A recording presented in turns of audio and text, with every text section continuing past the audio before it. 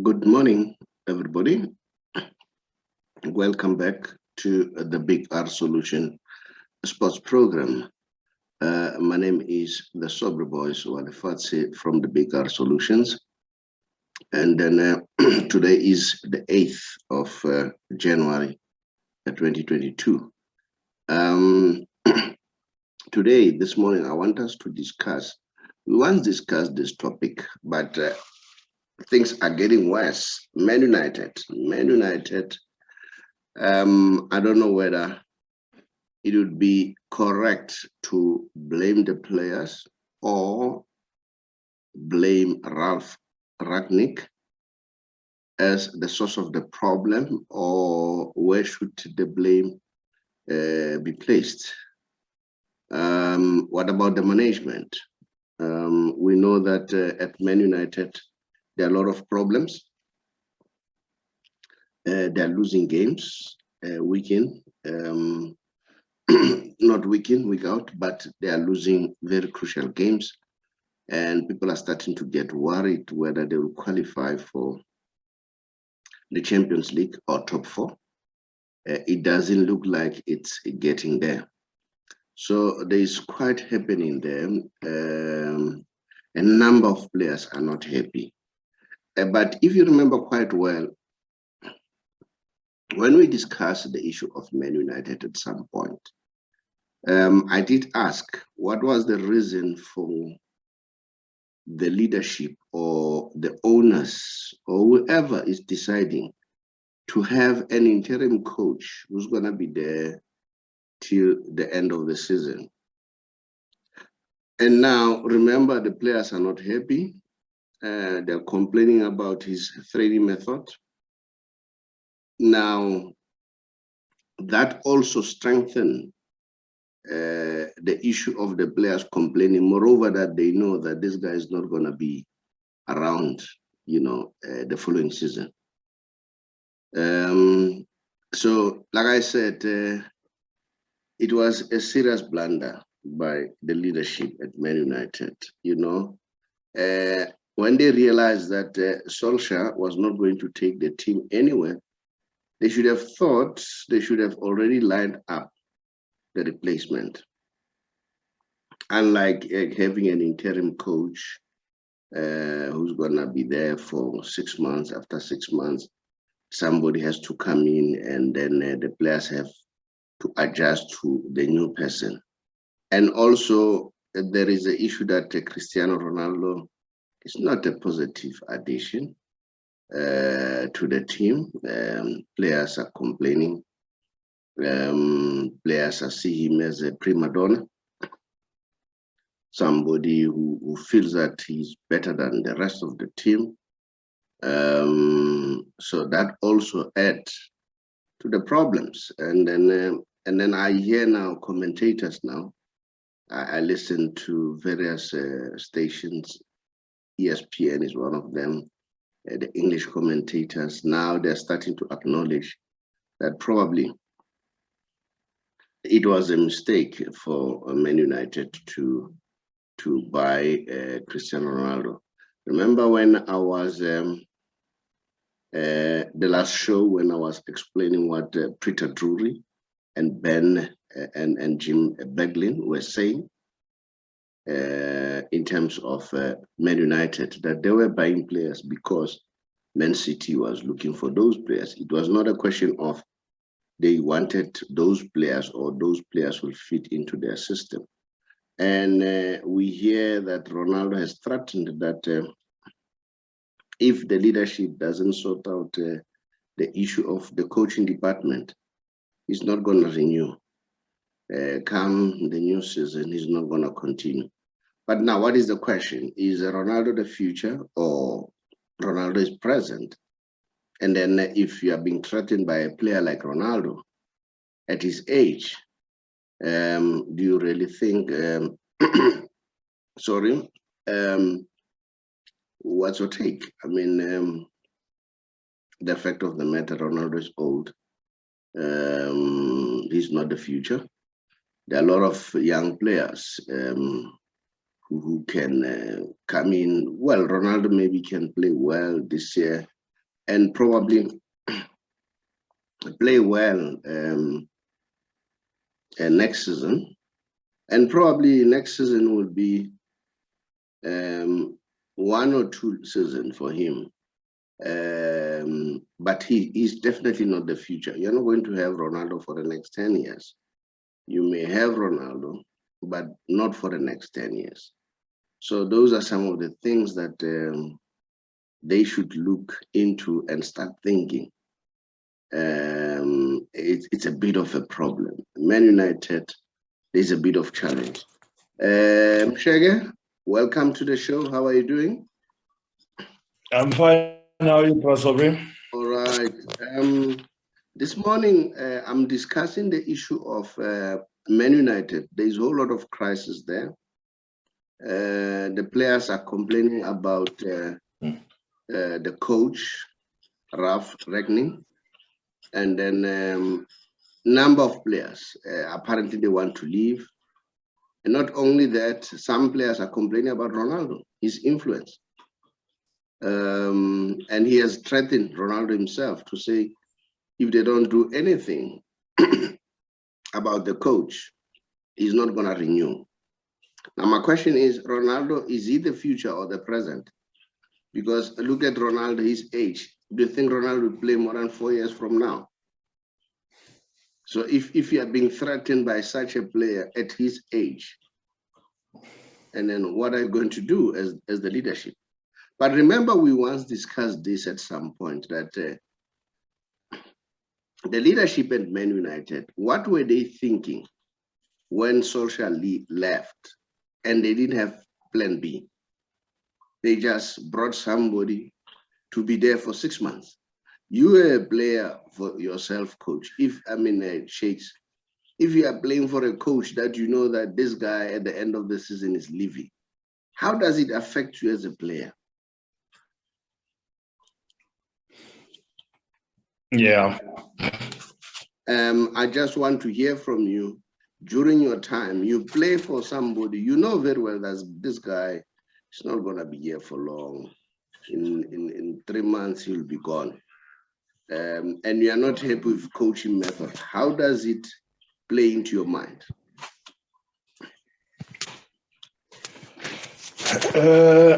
Yeah, Prasobi, I guess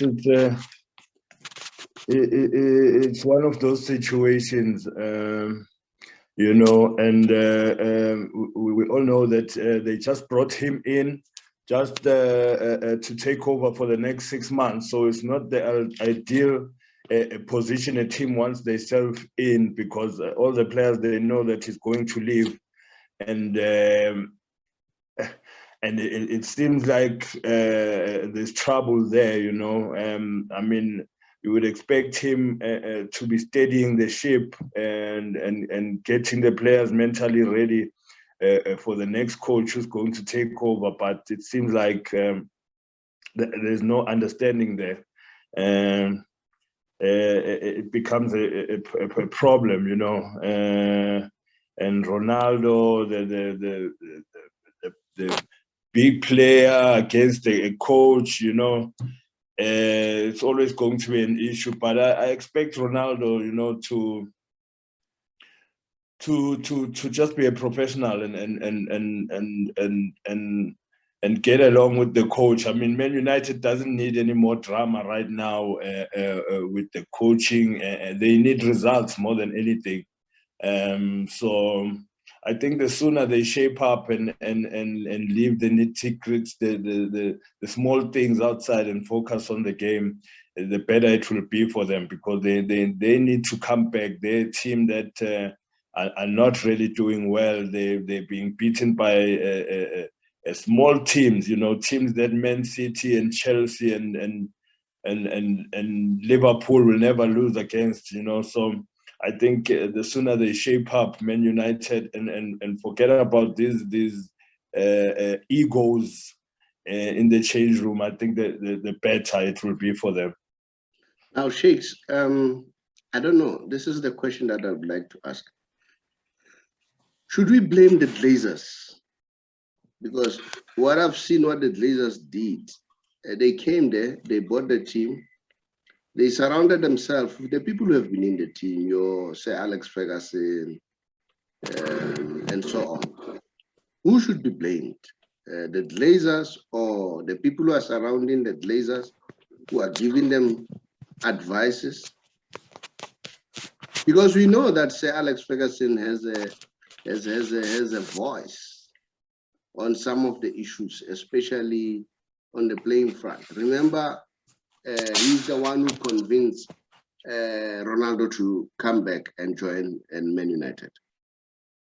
So who should be blamed? Is it, or is the time where Barcelona, Man United are at a stage whereby they are struggling. Remember, there was Liverpool, which struggled for the next 20 years, 20 or more, before they rise when Klopp came over, took over.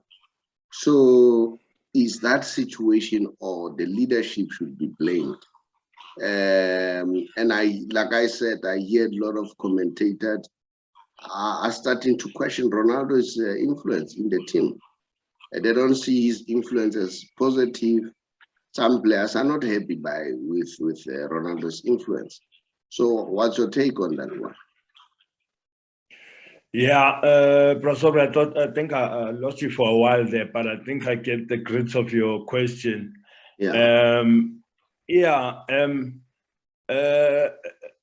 You know, Ronaldo in the past is also known to be that leader, you know.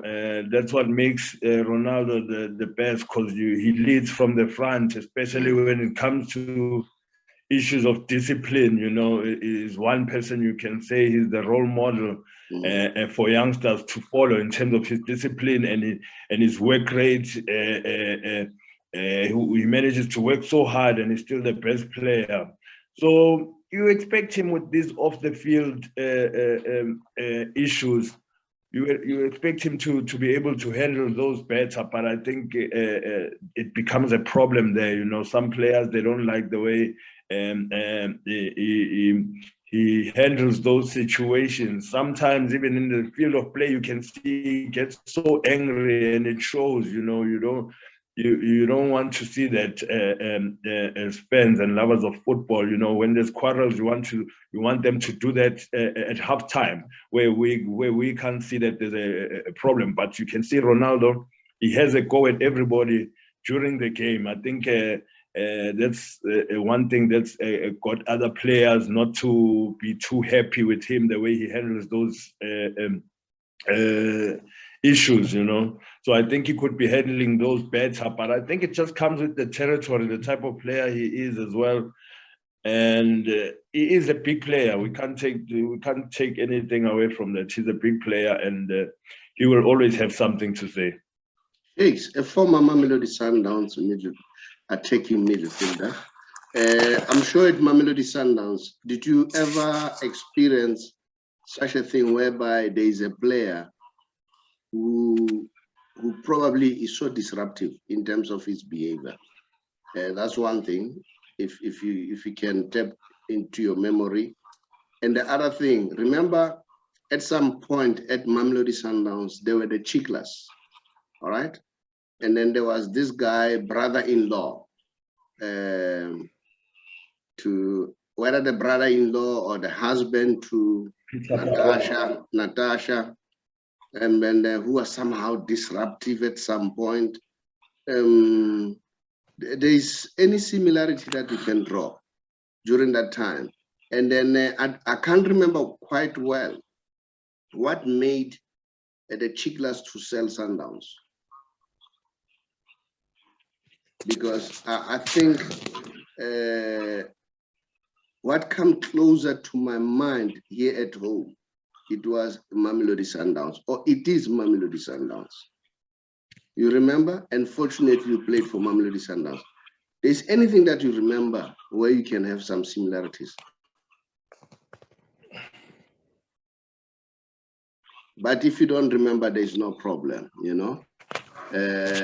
But if my memory serves me well, Natasha sold the team. I think there were problems. What was the problem, by the way? They were not happy that the team was not doing well.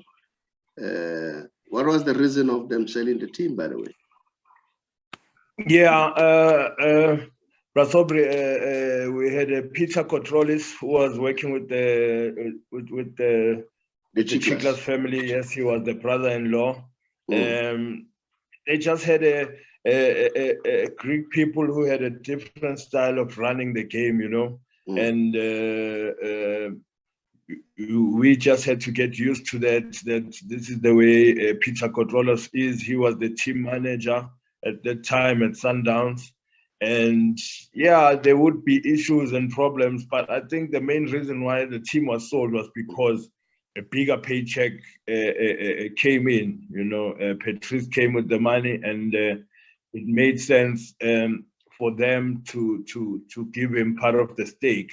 But when I got to Sundowns, the Chiklas family was still there, so I was still under them, and Patrice was doing the takeover of the team at that point. But fortunately with Sundowns, we never saw the drama. Even the Chiklas themselves, they did well. When they took over, when the team was bought from the late Brazola Mahobe, they did quite well under Braskrima, Brasten. They won a lot of trophies, Piano and Shoeshine.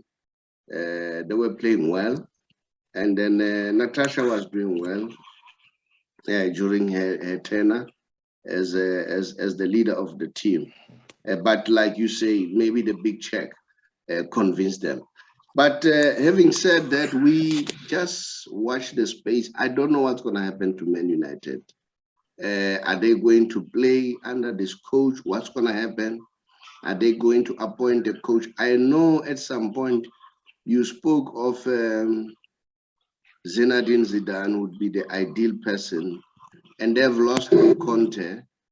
But we pick up that Zinedine Zidane is not a fan of, he's not interested in joining Man United, you know. So I don't know how do they solve. Remember, Man United is the most expensive team. They've bought players with a lot of money. Unlike your Man City, your Liverpool, so they've spent a lot of money.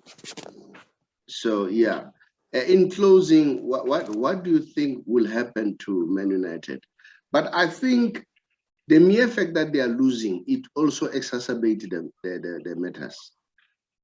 And then if they start winning, all right, and then I don't know how are they going to start winning if the players are not happy with the coach. Who's going to come up with the starting 11? Who's going to come up with the tactic? And other rumors are saying this guy is he wants players to work hard, and some players are resisting that. I don't know. Have you experienced such a thing whereby here is a person who wants you guys to work hard, and then you guys are resisting that? Yeah, Prasobri, then we have a problem with players. That's one thing, you know. A team can do badly and go through a rough patch, but you can't compromise on hard work. So if those players they don't want to work hard for the coach, then there's a problem. If they don't want to work hard, then Man United has a problem, because that's the first thing. You have to work hard, especially when things are not going your way. You have to work harder, you know. And yeah, you know what, Man United have, I've been watching their games, you know. Like you said before, they're the most expensively assembled team in the EPL, those guys. But when you look at them on the field, they are so disjointed. They lost at home at Old Trafford to I mean, a team that they should be beating by far, you know, in terms of the quality that they have. So they are very disappointing. It looks like they don't understand what's going on there. They're not getting the instructions from the coach or whatever is happening. But something big and major needs to happen there, because Yeah, honestly, the way they are playing is atrocious. So something needs to give soon for Man United. Let's look at the coach, Shakes, Ralph. Because sometimes coach, they want to exert their authority. If you look at him closely, the past few games, do you think he also has to be blamed? Because I saw him at some point starting the game without Fernandes. And remember, Fernandes is a playmaker. For me, that was a blunder, but maybe it was good to remind players that you don't have a permanent place. But when he brought in Fernandes, that's where I felt he made a mistake, because he decided to take out Greenwood. And Greenwood was giving the opponent a tough time. He was also a playmaker.